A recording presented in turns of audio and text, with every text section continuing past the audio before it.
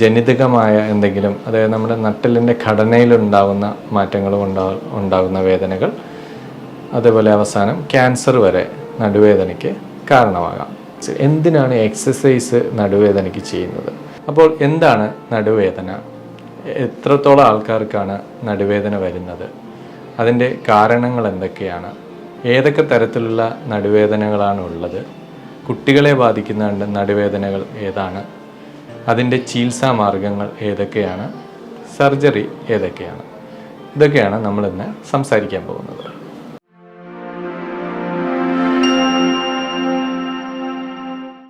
നമസ്കാരം, എൻ്റെ പേര് ഡോക്ടർ പ്രശാന്ത് JS. ഞാൻ ഫാത്തിമ ഹോസ്പിറ്റലിലെ ഓർത്തോപെഡിക് വിഭാഗം മേധാവിയാണ്. ഇന്ന് നമ്മൾ സംസാരിക്കാൻ പോകുന്ന വിഷയം നടുവേദനയും അതിൻ്റെ ചികിത്സാ മാർഗങ്ങളും. അപ്പോൾ എന്താണ് നടുവേദന? എത്രത്തോളം ആൾക്കാർക്കാണ് നടുവേദന വരുന്നത്? അതിൻ്റെ കാരണങ്ങൾ എന്തൊക്കെയാണ്? ഏതൊക്കെ തരത്തിലുള്ള നടുവേദനകളാണ് ഉള്ളത്? കുട്ടികളെ ബാധിക്കുന്ന നടുവേദനകൾ ഏതാണ്? അതിൻ്റെ ചികിത്സാ മാർഗങ്ങൾ ഏതൊക്കെയാണ്? സർജറി ഏതൊക്കെയാണ്? ഇതൊക്കെയാണ് നമ്മളിന്ന് സംസാരിക്കാൻ പോകുന്നത്. ലോകത്തിൽ തന്നെ 90% ആൾക്കാരും ഏതെങ്കിലും ഒരു ജീവിത അവസ്ഥയിൽ നടുവേദന കൊണ്ട് ബുദ്ധിമുട്ടാറുണ്ട്. ഇൻഫെക്ഷൻസ്, അതായത് അണുബാധ, അതായത് ക്ഷയരോഗം പോലുള്ള പ്രശ്നങ്ങൾ, അതേപോലെ തന്നെ ക്ഷതങ്ങൾ, നമ്മൾ വീഴ്ച, അതായത് കുട്ടിക്കാലത്തുണ്ട് വീഴ്ചയോ അല്ലെങ്കിൽ നമ്മൾ നടന്നു പോകുമ്പോൾ ഉണ്ടാകുന്ന വീഴ്ചകൾ, അതേപോലെ തന്നെ ഡിസ്ക് തേയ്മാനം, അത് പ്രായം കൊണ്ടും ആവാം, അതുപോലെ തന്നെ ചെറിയ വീഴ്ചയിലൊക്കെ തുടങ്ങി ഉണ്ടാകുന്നതുമാകാം. അതുപോലെ തന്നെ നമ്മുടെ ജനിതകമായ എന്തെങ്കിലും, അതായത് നമ്മുടെ നട്ടെല്ലിൻ്റെ ഘടനയിലുണ്ടാകുന്ന മാറ്റങ്ങൾ ഉണ്ടാകുന്ന വേദനകൾ, അതേപോലെ അവസാനം ക്യാൻസർ വരെ നടുവേദനയ്ക്ക് കാരണമാകാം. ഇപ്പോൾ കൂടുതലായി നടുവേദന കാണപ്പെടുന്ന 2 വിഭാഗക്കാരാണ്. ഒന്ന്, അശാസ്ത്രീയമായ നമ്മുടെ നടുവിൻ്റെ ഉപയോഗം, അതായത് നമ്മൾ ഇരിക്കുന്നതിലും കിടക്കുന്നതിലും സ്പോർട്സിലും ഒക്കെ സംഭവിക്കുന്ന അശാസ്ത്രീയത. 2, അമിതഭാരം. നിങ്ങൾക്കെല്ലാം അറിയാം, അമിതഭാരം ഇന്ന് ഇപ്പോൾ ഒരു വലിയൊരു വിപത്താണ്. നമുക്ക് ഹാർട്ട് അറ്റാക്ക്, ഷുഗർ, പ്രഷറൊക്കെ അമിതഭാരം കൊണ്ട് വരാം. അതുപോലെ തന്നെ നടുവേദനയും അമിതഭാരത്തിൻ്റെ ഭാഗമായി വരുന്നുണ്ട്. അപ്പോൾ ഇതിൽ ഏറ്റവും ഇമ്പോർട്ടൻ്റ് ആയിട്ടുള്ള കാര്യം എന്ന് വെച്ചാൽ ശരിയായ രോഗനിർണയം. അതാണ് ഇതിനകത്ത് ആദ്യമായി ഇത് രോഗം ഏതാണെന്ന് നിർണ്ണയിക്കുക. 2, ഇതിൻ്റെ ചികിത്സ, അതായത് നമുക്ക് ഫിസിയോതെറാപ്പി, ശരീരഭാഗം കുറയ്ക്കുക, അതുപോലെ തന്നെ നമുക്ക് വേണ്ടുന്ന വേദന സംഹാരികൾ, നട്ടെല്ലിനെ ബലപ്പെടുത്താനുള്ള ഗുളികകൾ, പിന്നെ അതുപോലെ തന്നെ ജീവിതശൈലിയിലുള്ള മാറ്റങ്ങൾ എന്നിവ കൊണ്ട് നമുക്ക് നടുവേദനയെ ഏകദേശം പൂർണ്ണമായും മാറ്റാൻ പറ്റും. അപ്പോൾ നടുവേദന പറഞ്ഞു തുടങ്ങുമ്പോൾ നിങ്ങൾക്കറിയാം, ആദ്യം നമ്മൾ അറിയേണ്ടത് നട്ടെല്ലിൻ്റെ ഘടനയെക്കുറിച്ചാണ്. അതിനെക്കുറിച്ച് പറയാം. അപ്പോൾ ഇതാണ് നമ്മുടെ നട്ടെല്ലിൻ്റെ ഒരു മോഡൽ. അപ്പോൾ നിങ്ങൾക്കറിയാം 33 കശേരുക്കൾ, നട്ടെല്ല് നമ്മൾ വിചാരിക്കുന്ന അല്ലെങ്കിൽ നമ്മൾ വിളിക്കുന്ന ഇതുകൊണ്ട് എല്ലുകൾ കൊണ്ടാണ് ഈ സ്പൈനിൻ്റെ മോഡൽ ഉണ്ടാക്കിയിരിക്കുന്നത്. അപ്പോൾ ഇതിനിടയിൽ നിങ്ങൾക്ക് കാണാം ഒരു ചെറിയൊരു ഗ്യാപ്പ് പോലൊരു ഇത് കാണാം. ഇതിനെയാണ് നമ്മൾ ഡിസ്ക് എന്ന് പറയുന്നത്. ഈ ഡിസ്ക് എന്ന് പറഞ്ഞാൽ ഒരു ഏകദേശം റബ്ബർ പോലെ മൃദുലമാണ്. അപ്പോൾ ഇതിൻ്റെ പുറകെ, അതായത് നമ്മൾ ഒരു കശേരു വന്ന് ഇതുപോലെ വാലുപോലൊരു ഭാഗമായി മാറും. ഇതിനകത്തൊരു ഹോളുണ്ട്, നമുക്ക് നോക്കിയാൽ അറിയാം, ഒരു ഹോള് ഇതിനകത്തുണ്ട്. ആ ഹോളിൽ കൂടെയാണ് നമ്മൾ തലച്ചോറിന്ന് സുഷുമ്നാ നാഡി ഇറങ്ങിയിട്ട് ഇങ്ങനെ താഴെ വരെ പോകുന്നത്. അപ്പോൾ നമ്മൾ മേളിലുള്ള സുഷുമ്നാ നാഡി നിങ്ങൾക്ക് കണ്ടാൽ അറിയാം, ഈ ഒരു മഞ്ഞ കളറ് കാണുന്നത് നമ്മുടെ ഞരമ്പുകളാണ്, നാഡികൾ. ഇതിങ്ങനെ ഇറങ്ങി കയ്യിലോട്ടും പോവും. അതേപോലെ തന്നെ നെഞ്ചിൻ്റെ ഭാഗത്തുള്ളത് നമ്മൾ ഹൃദയത്തിലേക്കും വാരിയലിലേക്കും പോവും. നട്ടെല്ലിൻ്റെ ഭാഗത്തുള്ളത് പതുക്കെ ഇറങ്ങിയിട്ട് കാലിലേക്കും പോവും. ഇതാണ് ഇതിൻ്റെ ഘടന. അപ്പോൾ നിങ്ങൾ സൂക്ഷിച്ച് നോക്കിയാൽ അറിയാം, ഒരു നട്ടെല്ല്, അതിൻ്റെ മുകളിൽ ഒരു ഡിസ്ക് ഉണ്ടാവും. ഡിസ്കിൻ്റെ പുറകെ സുഷുമ്നാ നാഡി, അതിൻ്റെ ഇടയിലുള്ള ഒരു ചെറിയൊരു ദ്വാരമുണ്ട്. ആ ദ്വാരത്തിലേക്കൂടെയാണ് നമ്മളെ നാഡി ഇങ്ങനെ ഇറങ്ങിയിട്ട് പോകുന്നത്. നമ്മൾ ഈ ചിത്രം നോക്കിക്കഴിഞ്ഞാൽ കുറച്ചും കൂടെ മനസ്സിലാവും. ഇതാണ് ഞാൻ നേരത്തെ കാണിച്ച നട്ടെല്ല്. അതിൻ്റെ ഇടയ്ക്കുള്ള ഈ ഒരു വെള്ള കളറിൽ കാണുന്നതാണ് മൃദുലമായ നമ്മുടെ ഡിസ്കുകൾ. ഈ പുറകിൽ കാണുന്നതാണ് സുഷുമ്നാ നാഡി. ഇത് തലച്ചോറിന്ന് വരുന്നതാണ്. അവിടെ നിന്ന് ചെറിയ ചെറിയ ഞരമ്പുകൾ ഇങ്ങനെ ഇറങ്ങിയിട്ട് പതുക്കെ കാലിലോട്ട് പോകുന്നുണ്ട്. ഇതാണ് കാലിലോട്ട് പോകുന്നത്. അപ്പോൾ നിങ്ങൾ പലപ്പോഴും നിങ്ങൾക്ക് തന്നെ അറിയാവുന്നതാണ്, നട്ടെല്ല് വരുമ്പോൾ അത് കാലിലോട്ട് ഇറങ്ങുന്നത് എന്തുകൊണ്ടാണെന്ന് നിങ്ങൾക്ക് മനസ്സിലായി കാണും. രണ്ടാമത് നമുക്ക് കാണേണ്ടത് ഇത് കഴുത്തുവേദനയെ സംബന്ധിച്ചാണ്. കഴുത്തിലെ എല്ലിന്ന് ഇറങ്ങിയിട്ട് വരുന്ന ഒരു നാഡിയാണിത്. അപ്പോൾ ഈ കയ്യിലോട്ടും ഷോൾഡറിലോട്ടും ഒക്കെ കഴുത്തുവേദന വരാൻ കാരണമെന്ന് വെച്ച് കഴിഞ്ഞാൽ ഈ ഞരമ്പുകൾ ഇറങ്ങി ഈ കൈയുടെ അറ്റം വരെ പോകുന്നതുകൊണ്ടാണ്. അപ്പം ഇത് കൂടാതെ നമ്മളെ നട്ടെല്ലിന് ചുറ്റും കുറേ മസിൽസ് ഉണ്ട്, നമ്മുടെ പേശികളെന്ന് പറയുന്നത്.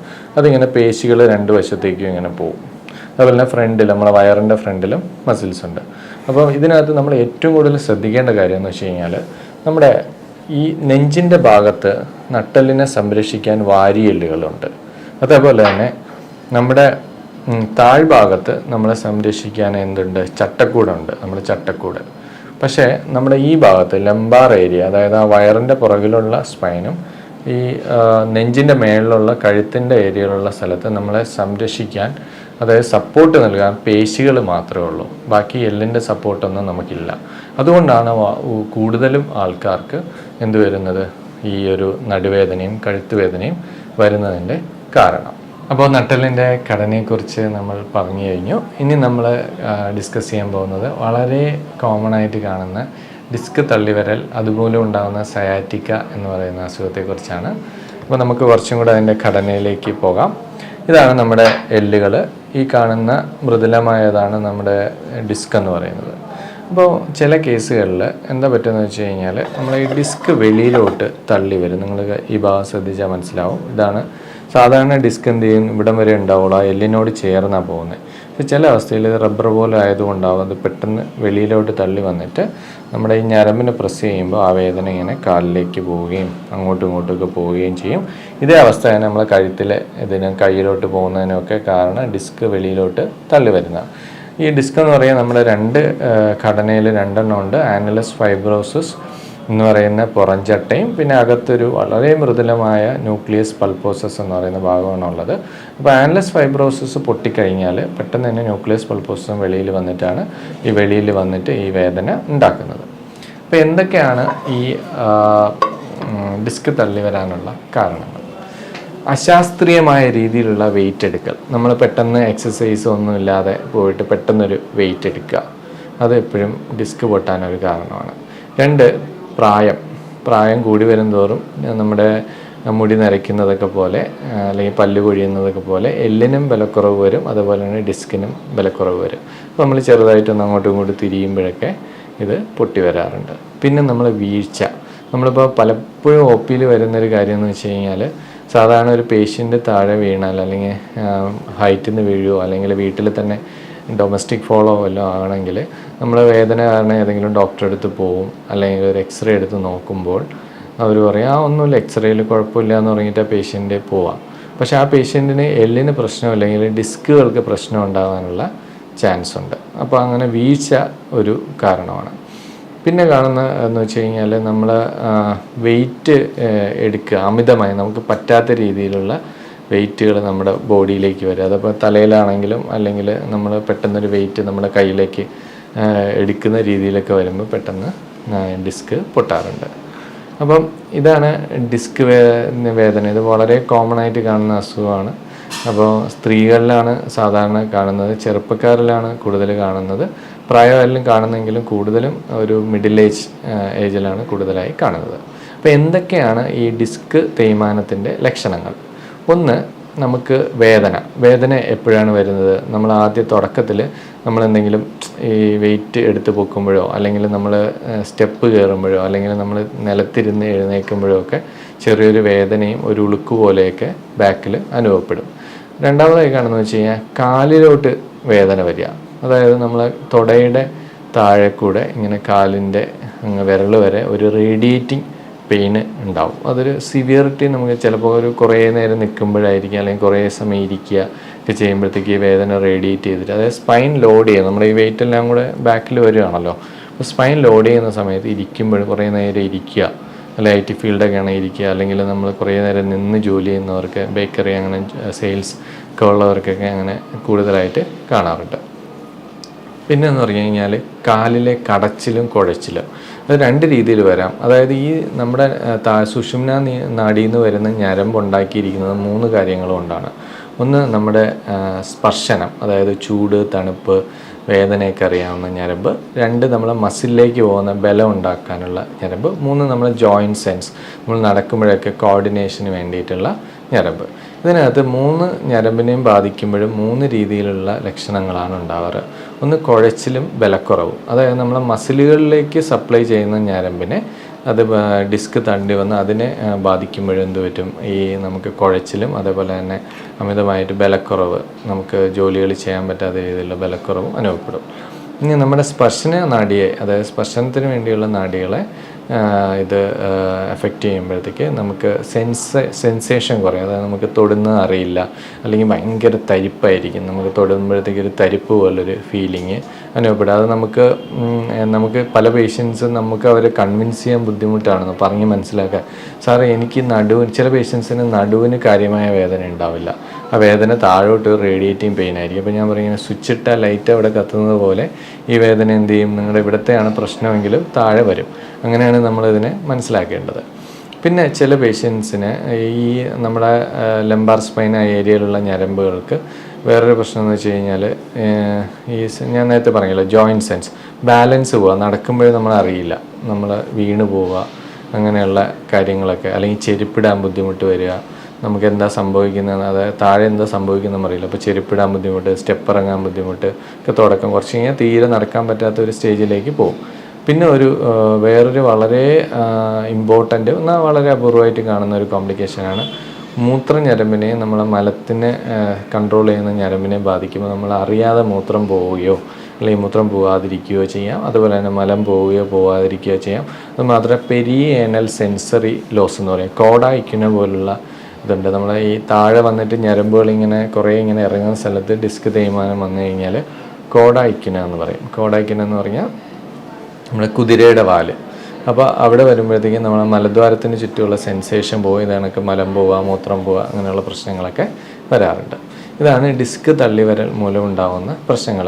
ഇത് നമുക്ക് വളരെ ഇമ്പോർട്ടൻ്റ് ആയിട്ട് കാണുന്നത് നമുക്ക് ജോബ് ലോസാണ്. അതായത് നമ്മൾ ലീവ് എടുക്കുന്ന നടുവേദനയുടെ ഒരു വലിയൊരു പ്രശ്നം അതാണ്. നമുക്ക് ജോലിക്ക് പോകാൻ പറ്റാത്ത, നമ്മളിപ്പോൾ ഒരു മാനുവൽ ലേബർ, നമ്മളൊരു കൂലിപ്പണിയൊക്കെ ചെയ്യുന്ന ആളിന് അല്ലെങ്കിൽ തെങ്ങ് കയറുന്ന ആളിനൊക്കെ ഇത് കൂടുതൽ കണ്ടു കഴിഞ്ഞാൽ അവർക്ക് ജോലിക്ക് പോകാൻ പറ്റാതെ, IT ഫീൽഡിൽ അവർക്ക് ഇരുന്ന് ജോലി ചെയ്യാൻ പറ്റാത്ത ഒരു കാര്യങ്ങളൊക്കെ നമുക്ക് കാണാറുണ്ട്. പിന്നെയാണ് നമ്മൾ തേയ്മാനം, അതായത് ഡിസ്ക് തേയ്മാനം ആയാലും നമ്മൾ ഡിസ്കിൻ്റെ തള്ളിവരലായാലും എല്ലാം നമ്മൾ മലയാളികൾ തേയ്മാനം എന്ന് പറയുന്നത്.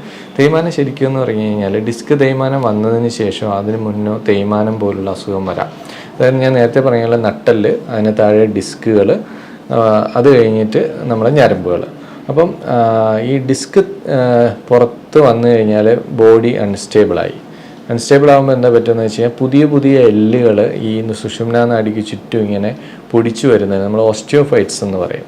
അപ്പോൾ അങ്ങനെ വരുമ്പോഴത്തേക്ക് ഓസ്റ്റിയോഫൈറ്റ്സ് കുറേ വരികയും, അതായത് ഓരോ സ്ഥലങ്ങളിലും ഡിസ്ക് തേയ്മാനമൊക്കെ വരുമ്പോൾ എന്താ പ്രശ്നം എന്ന് വെച്ച് കഴിഞ്ഞാൽ നമ്മളെ സ്പൈനൽ കോഡിന് ചുറ്റും ഇതിനെ ഒന്ന് വികസിക്കാൻ പറ്റാത്ത രീതിയിൽ ഫുള്ളിങ്ങനെ എല്ലുകളും ഡിസ്കുകളും വന്നിട്ട് മൾട്ടിപ്പിൾ ലെവൽ, ഒരേ ലെവൽ മാത്രമായിരിക്കില്ല, ഒരുപാട് സ്ഥലങ്ങൾ L4, നിങ്ങൾക്കറിയാം L1 L2 എന്നൊക്കെ പറഞ്ഞ് നിങ്ങൾ കേട്ടിട്ടുണ്ടാവും. എനിക്ക് L1 L2 എന്നൊക്കെ പറഞ്ഞാണ് ചില പേഷ്യൻസ്, എനിക്ക് L3 L4 സാർ തേയ്മാനം എന്നൊക്കെ പറഞ്ഞ് പേഷ്യൻസ് MRI ഒക്കെ ചെയ്ത് നോക്കുമ്പോഴത്തേക്ക് അറിയാൻ പറ്റും. അപ്പോൾ അങ്ങനെ വരാറുണ്ട്. അപ്പം ഇതിങ്ങനെ പല ഇത് വന്നിട്ട് നമുക്ക് ലംബാർ കനാൽ സ്റ്റീനോസിസ്, അതായത് നമ്മളെ നട്ടെല്ലിനെ വരിഞ്ഞു മുറുകുന്ന രീതിയിൽ, സുഷുമ്നാ നാഡിയെ വരിഞ്ഞു മുറുകുന്ന രീതിയിൽ ഈ തേയ്മാനം വന്നു കഴിഞ്ഞാൽ തീരെ നമുക്ക് കുറച്ച് നേരം നടക്കുമ്പോൾ തന്നെ നമ്മൾ ഫുള്ള് കുഴഞ്ഞു പോകും. പിന്നെ കുറേ നേരം റെസ്റ്റ് എടുത്താലേ അടുത്ത സ്റ്റേജിലേക്ക് പോകാൻ പറ്റുള്ളൂ. അത് ഒരു തേയ്മാനം.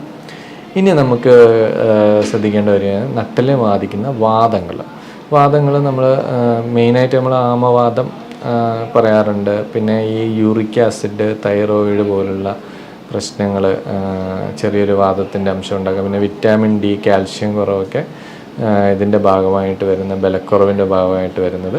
പിന്നെ നമ്മൾ കാണുന്ന ആങ്കൈലോസിസ് സ്പോണ്ടൈലിറ്റിസ്, നട്ടലിൻ്റെ ചലനം കുറയ്ക്കുന്ന ഒരു അസുഖമുണ്ട്. അതെന്ന് വെച്ച് കഴിഞ്ഞാൽ നമ്മൾ രാവിലെ എഴുന്നേൽക്കുമ്പോൾ നമുക്ക് തീരെ മടങ്ങാൻ പറ്റില്ല, അല്ലെങ്കിൽ നമുക്ക് ഭയങ്കര പിടുത്തമായിരിക്കും നട്ടലിന്. ഇതൊക്കെ നമുക്ക് ഈ ആങ്കൈലോസിസ് സ്പോണ്ടൈലിറ്റിസിൻ്റെ ലക്ഷണങ്ങളാണ്. കുറച്ച് കഴിഞ്ഞാൽ ബാംബൂസ് പെയിൻ, അതായത് നമ്മളൊരു മുള എങ്ങനെ ഉണ്ടാവും അതുപോലെ നട്ടല് നിങ്ങൾക്കറിയാമല്ലോ, ഒരു വിജാഗിരി പോലെ അങ്ങോട്ടും ഇങ്ങോട്ടും തിരിയുകയും മേളിലോട്ടും താഴോട്ടും അനക്കുകയൊക്കെ വേണം. അതൊന്നും ആവാത്ത രീതിയിൽ മാറാറുണ്ട്. അതാണ് ഈ വാദം. പിന്നെ ഈ ആമവാദത്തിൻ്റെ ചില അവസ്ഥകളിൽ അല്ലെങ്കിൽ തൈറോയിഡൊക്കെ വരുമ്പോൾ നമുക്ക് മസിലിന് ബലം കുറയും. അതുകൊണ്ട് മസിലിന് ബലം കുറയുമ്പോൾ അതിൻ്റെ പ്രഷർ എന്ത് ചെയ്യും, നമ്മുടെ ഡിസ്കുകളിലേക്ക് വരും, അതേപോലെ തന്നെ എല്ലുകളിലേക്ക് വരും. പിന്നെ കാൽഷ്യത്തിൻ്റെയും വിറ്റാമിൻ്റെയും കുറവുകൊണ്ട് ബലക്കുറവ് വരാറുണ്ട്. അപ്പോൾ നമുക്ക് എല്ല് ഇങ്ങനെ തേങ്ങിയിട്ട് നമ്മൾ വീഴാതെ തന്നെ ചെറിയ ചെറിയ പൊട്ടലുകളും കാര്യങ്ങളൊക്കെ വരാറുണ്ട്. ഇനി കുട്ടികളിൽ ഉണ്ടാകുന്ന നടുവേദന. കുട്ടികളിൽ നിങ്ങൾക്കറിയാം, ഞാൻ നേരത്തെ പറഞ്ഞല്ലോ, പേശിയുടെ ബലക്കുറവാണ് ഇപ്പോഴത്തെ നമ്മളെ ഈ ഒരു സാഹചര്യത്തിൽ. ചെറിയ ചെറിയ കുടുംബങ്ങളിൽ നമുക്ക് ഒരുപാട് സ്പോർട്സൊക്കെ, അതായത് നമ്മൾ ഒരുപാട് കളിക്കാൻ ഒരുപാട് കുട്ടികൾക്ക് അങ്ങോട്ടും ഇങ്ങോട്ടും പോകാനും ഒക്കെ ഉള്ള ബുദ്ധിമുട്ടുണ്ട്. ഇപ്പം ഈ കൊറോണ വന്നപ്പോൾ നമ്മൾ കുറച്ചും കൂടെ അതിനെ റെസ്ട്രിക്റ്റ് ചെയ്തു. അപ്പോൾ ആ സമയത്ത് കുട്ടികളിങ്ങനെ ഇരുന്ന് മൊബൈൽ അല്ലെങ്കിൽ നമ്മൾ ടി വി കാണുക അങ്ങനെയൊക്കെ ചെയ്യുന്ന സമയത്ത് പേശികൾക്ക് ബലക്കുറവുണ്ടാവും. അത് കഴുത്തുവേദനയാണ് കൂടുതൽ കണ്ടിട്ടുള്ളത് കുട്ടികൾക്ക്. അപ്പോൾ അതൊരു കാരണമാണ് കുട്ടികളിലെ നടുവേദനയ്ക്കും കഴുത്തുവേദനയ്ക്കൊക്കെ. 2, സ്കോളിയോസിസ് എന്ന് പറഞ്ഞാൽ നട്ടെല്ല് ഒരു വശത്തേക്ക് ഇങ്ങനെ വളയുക. അത് നമ്മൾ ജന്മന ഉണ്ടാകുന്ന ഡിഫക്റ്റാണ്. അപ്പോൾ അത് കണ്ടുപിടിച്ച് അത് മൈൽഡ്, മോഡറേറ്റ്, സിവിയർ എന്ന് 3 ടൈപ്പ് ഉണ്ട്. അപ്പോൾ ഈ മൈൽഡ് വെറൈറ്റിയൊക്കെയാണ് നമ്മൾ ചിലപ്പോൾ മിസ്സാവുന്നത്. കാരണം എന്ന് വെച്ചാൽ അത് നമുക്ക് ഒബ്വിയസ് ആയിട്ട് വെളിയിൽ നമുക്ക് കാണാൻ പറ്റില്ല.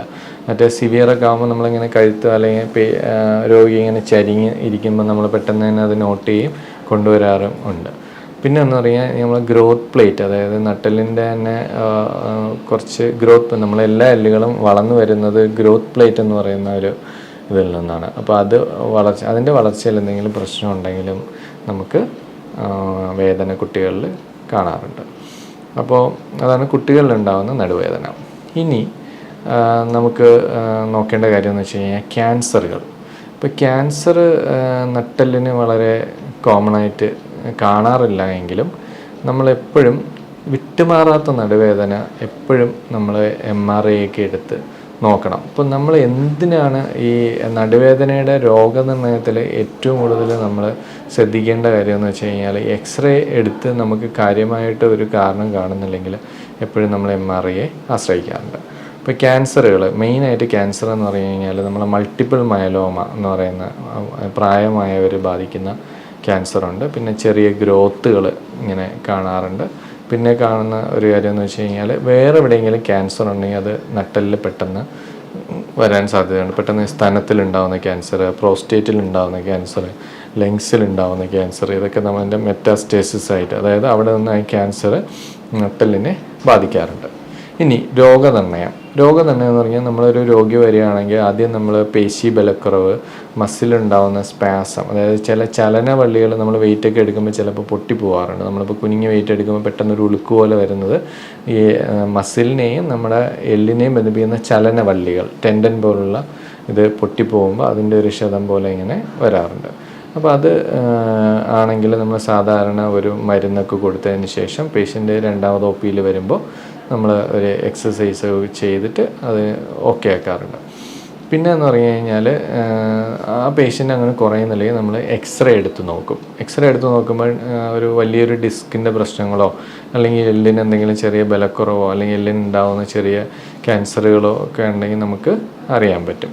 പിന്നെ മസിലിൻ്റെ ചില ഭാഗങ്ങളിൽ നീരൊക്കെ ഉണ്ടെങ്കിൽ കൂടുതൽ അങ്ങനെ എന്തെങ്കിലും ഉണ്ടെങ്കിൽ ചെറിയ ചെറിയ ഇൻഫർമേഷൻസ് നമുക്ക് എക്സ്റേയിൽ നിന്ന് കിട്ടും. 2 ബ്ലഡ് ടെസ്റ്റുകൾ ഞാൻ യൂഷ്വലി ചെയ്യിപ്പിക്കാറുള്ളതെന്ന് വെച്ച് കഴിഞ്ഞാൽ എല്ല് ബലക്കുറവിൻ്റെ ടെസ്റ്റുകളുണ്ട്. പിന്നെ 2 നമുക്ക് ഈ പറയുന്ന വാദത്തിൻ്റെ, യൂറിക് ആസിഡ്, തൈറോയിഡ് പോലുള്ള അതിനെന്തെങ്കിലും പ്രശ്നമുണ്ടോ എന്ന് നോക്കാറുണ്ട്. പിന്നെ അത് കഴിഞ്ഞ് കഴിഞ്ഞാൽ പേഷ്യൻറ്റിന് വേദന കുറയുന്നില്ല അല്ലെങ്കിൽ മാത്രം നമ്മൾ ചിലപ്പോൾ CT, MRI ഒക്കെ എടുത്ത് നോക്കും. എന്തിനാണ് നമ്മൾ എക്സ്റേയിൽ എടുത്തിട്ട് ഒന്നുമില്ല വേദന കുറയുന്നില്ല MRI എടുക്കുന്നത് വെച്ചാൽ, എക്സ്റേയിൽ നമുക്ക് എല്ലുകൾ മാത്രമേ കാണാൻ കഴിയുള്ളൂ. അതിനിടയിലുള്ള ഡിസ്കുകളോ സുഷുമ്നാ നാഡിയോ ഞരമ്പുകളോ ഒന്നും കാണാൻ കഴിയില്ല. അപ്പോൾ അത് കാണാൻ വേണ്ടിയിട്ടാണ് നമ്മൾ എന്ത് ചെയ്യുന്നത്, MRI എടുത്ത് നോക്കുന്നത്. ചിലപ്പോൾ ചെറിയ ട്യൂമറുകളും അല്ലെങ്കിൽ ചെറിയ പൊട്ടലുകളും കണ്ടുപിടിക്കാൻ നമ്മൾ CTയും എടുത്ത് നോക്കാറുണ്ട്. ഇനി എന്താണ് ഇതിൻ്റെ ചികിത്സാ മാർഗം? ഞാൻ എൻ്റെ OPയിൽ വരുന്ന പേഷ്യൻസിനെ 3 രീതിയിലാണ് ചികിത്സിക്കുന്നത്. ഒന്ന്, ആദ്യം ചെറിയ വിശ്രമം എന്ന് പറഞ്ഞാൽ നമ്മൾ ജീവിതശൈലി മാറ്റണം. എങ്ങനെ മാറ്റും? നമ്മൾ അമിതമായിട്ട് ഇരിക്കാൻ പാടില്ല. നമ്മൾ കുറേ നേരം ഇരിക്കുന്നവരാണെങ്കിൽ കുറച്ച് സമയം ഒരു മൈക്രോ ബ്രേക്ക്, കുറച്ച് സമയം ഒന്ന് എഴുന്നേറ്റ് നടന്ന് തിരിച്ചു വന്നിരിക്കുക. നമ്മുടെ IT ഫീൽഡ്, ഓഫീസ് വർക്കേഴ്സ് എല്ലാം. പിന്നെ നമ്മൾ കുറേ നേരം നിൽക്കുന്നവരാണെങ്കിൽ കുറച്ച് സമയം ഇരിക്കുക. അങ്ങനെ പൊസിഷൻസ് മാറ്റിക്കൊണ്ടിരിക്കണം. നമ്മൾ ഒരേ സ്റ്റേറ്റിൽ നിൽക്കുമ്പോൾ ആ ലോഡിങ് എല്ലാം കൂടെ നമ്മൾ നട്ടെല്ലിന് വരും. രണ്ട്, ചെറിയ വിശ്രമം. നമുക്ക് തീരെ വേദനയാണെങ്കിൽ നമ്മൾ പറയും നല്ലൊരു വിശ്രമം ആവശ്യമാണ് എന്ന് പറയാറുണ്ട്. രണ്ട്, വേദന സംഹാരികൾ. നമുക്ക് മസിലിൻ്റെ നീര് കുറയാൻ വേണ്ടിയും അതേപോലെ തന്നെ മസിൽ റിലാക്സ് ചെയ്യാൻ വേണ്ടിയിട്ടുള്ള മരുന്നുകൾ നമ്മൾ കൊടുക്കാറുണ്ട്. അതിൻ്റെ കൂടെ തന്നെ ചെറിയ ഓയിൻമെൻറ്റുകൾ, നമ്മൾ ചെറിയ ചൂട് പിടിക്കുമ്പോൾ നീര് മാറാറുണ്ട്, അത് ഓയിൻമെൻറ്റുകളും കൊടുക്കും. മൂന്നാമത്തെ സ്റ്റേജിൽ ഞാൻ പോകുന്നത് ഫിസിയോതെറാപ്പി നമ്മൾ 2 രീതിയിലാണ് ചെയ്യുന്നത്. ഒന്ന്, നമ്മളെ മസിലുകളിലും എല്ലുകളിലും നീര് കുറയ്ക്കാൻ വേണ്ടിയിട്ടുള്ള വേദന മാറ്റാൻ വേണ്ടിയിട്ടുള്ള പെയിൻ മൊഡാലിറ്റീസ്. അതുപോലെ തന്നെ ഈ ചില സ്ഥലത്ത് ട്രിഗർ പോയിൻറ്റ്സുകൾ ഉണ്ടാവും. ഫൈബ്രോമയാൾജിയ പോലുള്ള അസുഖങ്ങൾ അതൊക്കെ വരുമ്പോഴത്തേക്ക് ട്രിഗർ പോയിൻറ്റ്സ്, മസിലിൽ നീര് കെട്ടിക്കിടക്കുക, അവിടെ വിട്ട് രക്തോട്ടം ഉണ്ടാവില്ല. അപ്പോൾ ആ സ്ഥലത്ത് രക്തോട്ടം വർദ്ധിക്കാനും അതുപോലെ തന്നെ സ്പാസം, ആ ഒരു പിടുത്തം കുറയാനും വേണ്ടിയിട്ട് MFR, മയോഫേഷ്യൽ റിലീസ് പോലുള്ള ഫിസിയോതെറാപ്പി ചെയ്യാറുണ്ട്. പിന്നെ നമ്മൾ ചെയ്യുന്ന ഇതെന്ന് വെച്ച് കഴിഞ്ഞാൽ അതിലും നമുക്ക് വേദന കുറയുന്നില്ലെങ്കിൽ മാത്രമാണ് നമ്മൾ MRI എടുത്ത് നമുക്ക് വേറെ എന്തെങ്കിലും പ്രശ്നമുണ്ടോ എന്ന് നോക്കാം. MRI എടുത്ത് അമിതമായ ഡിസ്കുകൾ ഉണ്ടെങ്കിൽ നമ്മൾ ചിലപ്പോൾ സർജറിയിലോട്ട് പോകാറുണ്ട്. അപ്പം എന്താണ് സർജറി എന്ന് പറഞ്ഞാൽ നമുക്ക് കുറേ സർജറി ഉണ്ട് സ്പൈനിൽ. ഡിസ്ക് തേയ്മാനത്തിന് ഉണ്ടാകുന്നത് നമ്മൾ ഡിസ്ക് എടുത്ത് മാറ്റുക എന്നുള്ളതാണ്. ആ ഒരു ഡിസ്ക് മുഴുവൻ മാറ്റത്തില്ല. എന്താണ് വെളിയിൽ തള്ളി നിൽക്കുന്നത്, അത് ഏത് ഞരമ്പിനെയാണ് പ്രസ് ചെയ്യുന്നത്, ആ ലെവലിൽ പോയിട്ട് ആ ഡിസ്കിനെ എടുത്ത് മാറ്റുന്ന സർജറി. അതിന് ഡിസ്കെക്ടമി ഉണ്ട്, മൈക്രോ ഡിസ്കെക്ടമി ഉണ്ട്, ചെറിയ ദ്വാരത്തിലൂടെ ചെയ്യുന്ന, പിന്നെ എൻഡോസ്കോപ്പിക് ഡിസ്കെക്ടമി ഉണ്ട്, ചെറിയ ദ്വാരത്തിലൂടെ കുഴൽ വെച്ചിട്ട് ചെയ്യുന്ന. അങ്ങനെ 3 രീതിയിൽ ഇത് ചെയ്യാൻ പറ്റും. പിന്നെ ഒന്നെന്ന് പറഞ്ഞു കഴിഞ്ഞാൽ നമ്മൾ ഇപ്പോൾ നേരത്തെ പറയുമല്ലോ, തേയ്മാനം വന്നിട്ട് LCS ലംബാ കനാൽ സ്റ്റീനോസ്, ചുറ്റും പ്രശ്നങ്ങൾ, അതായത് നട്ടൽ സുഷുമ്നാ നാഡിയെ വരിഞ്ഞു മുറുകുന്ന രീതിയിൽ 2-3 ലെവലുകളിൽ ഇങ്ങനെ അമർന്നിരിക്കുന്നതിനെ നമ്മൾ ചുറ്റുമുള്ള എല്ലാ എല്ലുകളും അതേപോലെ ഡിസ്ക് പൊങ്ങി നിൽക്കുന്ന കാര്യങ്ങളുമൊക്കെ കുറേശ്ശെ എടുത്ത് മാറ്റി അതിന് ബ്രീത്തിങ് സ്പേസ് കൊടുക്കും. അപ്പോൾ ആ സമയത്ത് നമ്മൾ 2-3 ലെവൽ ചെയ്യുമ്പോൾ നമ്മൾ വെറുതെ അങ്ങനെ വെച്ചിട്ട് വരാൻ പറ്റില്ല. അപ്പോൾ നട്ടലിനെ സ്റ്റേബിൾ ആക്കാൻ വേണ്ടി, സ്റ്റെബിലൈസ് ചെയ്യാൻ വേണ്ടി നമ്മൾ മോസ്മിയാമി ഫിക്സേഷൻ, അതായത് കമ്പികളും കൊണ്ട് ഫിക്സ് ചെയ്യുന്ന, സ്ക്രൂവും കൊണ്ട് ഫിക്സ് ചെയ്യുന്ന ഒരു സർജറി ഉണ്ട്. അങ്ങനെ ഇൻസ്ട്രുമെൻറ്റേഷൻ ചെയ്യാറുണ്ട്. പിന്നെ നമ്മൾ ഈ ക്ഷയരോഗം പോലുള്ള അസുഖങ്ങൾ വരുമ്പോൾ നമ്മൾ അതിൻ്റെ പഴുപ്പുണ്ടാവും, അല്ലെങ്കിൽ ഇൻഫെക്ഷൻ ഉണ്ടെങ്കിൽ അതിൻ്റെ പഴുപ്പുണ്ടാവും. ആ പഴുപ്പുകളൊക്കെ എടുത്ത് മാറ്റി ദ്രവിച്ച എല്ലുകൾ മാറ്റിയിട്ട് ഇത് കണക്ക് ഇൻസ്ട്രുമെൻറ്റ്സ്, അതായത് സ്ക്രൂവും കമ്പിയൊക്കെ കൊണ്ട് വയ്ക്കാറുണ്ട്. പിന്നെ ചെയ്യുന്ന സർജറി സ്കോളിയോസിസ്. നേരത്തെ പറയും, നട്ടലുണ്ടാകുന്ന കുട്ടികളിലുണ്ടാകുന്ന വളവുകൾ വളരെ സിവിയറാണ്, അവരുടെ ശ്വാസകോശത്തെ ബാധിക്കുന്നുണ്ട്. പ്രത്യേകിച്ച് പെൺകുട്ടികളുടെ അവരുടെ കോസ്മെറ്റിക് അപ്പിയറൻസിനെയൊക്കെ ബാധിക്കുന്നുണ്ടെങ്കിൽ അത് നിവർത്താൻ വേണ്ടിയിട്ടുള്ള സ്കോളിയോസിസ് സർജറീസ് നമ്മൾ ചെയ്യാറുണ്ട്. പിന്നെ ഇപ്പം വളരെ റീസെൻ്റായിട്ട് ഇന്ത്യയിൽ ഇങ്ങനെ വന്നുകൊണ്ടിരിക്കുന്ന സർജറിയാണ് കൈഫോപ്ലാസ്റ്റി എന്നുള്ളത്. അതായത് വെർട്ടിബ്രോപ്ലാസ്റ്റി. അത് നിങ്ങൾ ശ്രദ്ധിച്ചറിയാൻ പറ്റും, വയസ്സായവരിങ്ങനെ കുനിഞ്ഞ് നടക്കുന്നത് നിങ്ങൾക്ക് മനസ്സിലാവും. അതായത് കൈഫോസിസ് എന്ന് പറയും. അപ്പോൾ അതൊന്ന് നിവർത്താൻ വേണ്ടിയിട്ടുള്ള കൈഫോപ്ലാസ്റ്റി, നമ്മൾ ബോൺ സിമെൻറ്റ് ഇഞ്ചെക്ട് ചെയ്യുന്ന ഒരു സർജറി ഉണ്ട്. അതേപോലെ തന്നെ നമ്മുടെ നട്ടല് പൊട്ടിക്കഴിഞ്ഞാൽ നമുക്ക് ഒരു വെർട്ടിബ്ര മാത്രം പ്രശ്നം ഉണ്ടാവും. അപ്പോൾ അതിന് സ്റ്റേബിളാകാണ്ട് വെർട്ടിബ്രോപ്ലാസ്റ്റി എന്ന് പറയുന്ന സർജറി നമ്മൾ ചെയ്യാറുണ്ട്. അപ്പോൾ ഇതാണ് നട്ടലിൻ്റെ ഒരു സർജറീസ്. ഇനി നമ്മൾ ഒരു സംഗ്രഹം പറയുകയാണെങ്കിൽ, നമ്മൾ മിക്ക നടുവേദനകളും നമുക്ക് റെസ്റ്റ്, ഫിസിയോതെറാപ്പി, ആവശ്യത്തിനുള്ള മരുന്നുകൾ, എക്സസൈസിൻ്റെ ഞാൻ ഫിസിയോതെറാപ്പിയിൽ രണ്ടാമത് ചെയ്യാനുള്ള കാര്യമാണ് എക്സസൈസ്. എന്തിനാണ് എക്സസൈസ് നടുവേദനയ്ക്ക് ചെയ്യുന്നത്? അതായത് നിങ്ങൾ മനസ്സിലായി, ഞാൻ നേരത്തെ പറയും, നട്ടലിങ്ങനെ വളങ്ങി ഇരിക്കുകയാണ്. അപ്പോൾ അതിൻ്റെ ചുറ്റും മസിൽസ് ഉണ്ട്. ഫ്രണ്ടിലും നമ്മുടെ വയറിൻ്റെ അവിടെയും മസിൽസ് ഉണ്ട്, പുറകിലും മസിൽസ് ഉണ്ട്. ഞാൻ പറയും, കഴുത്തിൻ്റെ എവിടെയും സപ്പോർട്ട് ചെയ്യാനും നട്ടലിൻ്റെ അവിടെയും സപ്പോർട്ട് ചെയ്യാനും നമുക്ക് എന്ത് ചെയ്യുള്ളൂ? മസിൽസ് മാത്രമേ ഉള്ളൂ. ഇവിടെ വാരിയിൽ, ഇവിടുത്തെ ചട്ടക്കൂടുമ്പോലെ വേറെ സപ്പോർട്ടിങ് ഒന്നുമില്ല.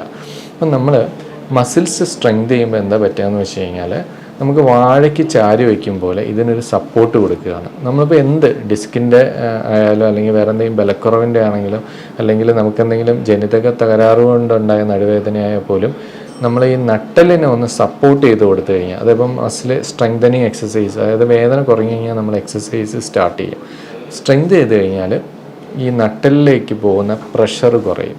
ഞാൻ അന്ന് പറഞ്ഞതുപോലെ നമ്മൾ 60% വെയിറ്റും എല്ലുകളിൽ കൂടെയും ബാക്കി 40% ക്യാരി ചെയ്യുന്നത് നമ്മുടെ മസിൽസുമാണ് ജനറലി. അപ്പോൾ നമ്മൾ മസിൽസ് കൂടുതൽ സ്ട്രെങ്തൻ ചെയ്ത് കഴിഞ്ഞാൽ നട്ടെല്ലിലോട്ടുള്ള പ്രഷർ കുറയും. അപ്പോൾ അതിന് നമുക്ക് വേരിയസ് എക്സസൈസുകളുണ്ട്. എപ്പോഴും നമ്മൾ സ്വന്തമായി അത് ചെയ്യാതെ ഡോക്ടറുടെ നിർദ്ദേശം ചില എക്സസൈസ്, ഇപ്പോൾ നമ്മൾ സ്പോണ്ടൈലോ ലിസ്തസിസ് എന്ന് പറയുന്ന ഒരു അസുഖമുണ്ട്, നമ്മൾ നട്ടെല്ലിങ്ങനെ തെന്നിപ്പോകുന്ന ഒരു അസുഖം.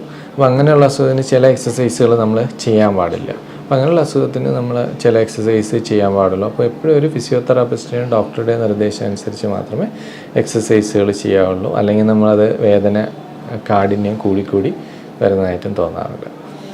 അപ്പോൾ ഇതാണ് നട്ടെല്ല് വേദനയെക്കുറിച്ച് പറയാനുള്ളത്. അപ്പോൾ നിങ്ങളാരെങ്കിലും പിന്നെ പ്രായമായവരോ അല്ലെങ്കിൽ വീട്ടിൽ നട്ടെല്ല് വേദന ഉള്ള ആൾക്കാരുണ്ടെങ്കിൽ, നമ്മൾ ഇതുവരെയും ഡോക്ടറെ കണ്ടിട്ടില്ലെങ്കിൽ നമുക്കതിനകത്ത് ഒരുപാട് അപകട സൂചനകളുണ്ട്. അതായത് കാലിലേക്ക് വേദന ഇറങ്ങുക, അമിതമായ തരിപ്പ്, കാല് കടച്ചിൽ, ബലക്കുറവ്, അതുപോലെ തന്നെ അമിതം ഭാരം കുറയുക. അതായത് നമ്മൾ ക്യാൻസറിൻ്റെ ലക്ഷണമാണ്. 2 നമ്മുടെ രാത്രിയുള്ള പനി, അത് ക്ഷയരോഗത്തിൻ്റെ ലക്ഷണമാണ്. ഇനി നമ്മൾ ഒരു കാര്യം കൂടെ പറയാൻ പോയത്, വെയിറ്റ് കുറയ്ക്കുന്നതിൻ്റെ ഒരു കാര്യവും കൂടെ നമ്മുടെ നട്ടെല്ല് വേദനയിൽ നമ്മൾ ശ്രദ്ധിക്കാനുണ്ട്. എന്തിനാണ് നമ്മൾ വെയിറ്റ് കുറയ്ക്കുന്നത്? ഞാൻ നേരത്തെ പറഞ്ഞല്ലോ, നമ്മൾ കുനിഞ്ഞ് വെയിറ്റ് എടുക്കുകയും നിലത്തിരിക്കുകയും അതുപോലെ തന്നെ നമ്മൾ സ്റ്റെപ്പ് കയറുകയൊക്കെ ചെയ്യുമ്പോൾ നമ്മുടെ വെയിറ്റിൻ്റെ ഒരു 6 ഇരട്ടി വെയിറ്റ് എന്ത് ചെയ്യും, നട്ടെല്ലിന് വരും. അപ്പോൾ നമ്മൾ 1 കിലോ കുറച്ചാൽ നട്ടെല്ലിനെ സംബന്ധിച്ച് 6 കിലോ കുറയ്ക്കുന്നതിന് തുല്യമാണ്. അപ്പോൾ ഒരു ഹെൽത്തി ലൈഫ് സ്റ്റൈൽ എപ്പോഴും നട്ടെല്ല് വേദനയ്ക്ക് വേണം. അതുകൊണ്ട് അമിതമായ ഫുഡ് ഒഴിവാക്കുക, ജങ്ക് ഫുഡ് ഒഴിവാക്കുക, നല്ലവണ്ണം എക്സസൈസ് ചെയ്യുക, ഹെൽത്തി ആയിട്ടിരിക്കുക. നമ്മൾ നട്ടെല്ല് വേദന വരാതിരിക്കാൻ വേണ്ടിയുള്ള കാര്യങ്ങളാണ് ഇതൊക്കെ. Healthy exercises, healthy food and എന്തെങ്കിലും ജോഗിങ്ങോ വാക്കിങ്ങോ അങ്ങനെ എന്തെങ്കിലുമൊക്കെ ചെയ്തിരിക്കുക. അപ്പോൾ ഇതൊക്കെയാണ് എനിക്ക് നട്ടെല്ല് വേദനയെക്കുറിച്ച് പറയാനുള്ളത്. അടുത്ത പ്രാവശ്യം വേറൊരു ടോപ്പിക്കുമായിട്ട് വരാം. അതുവരേക്കും നമസ്കാരം.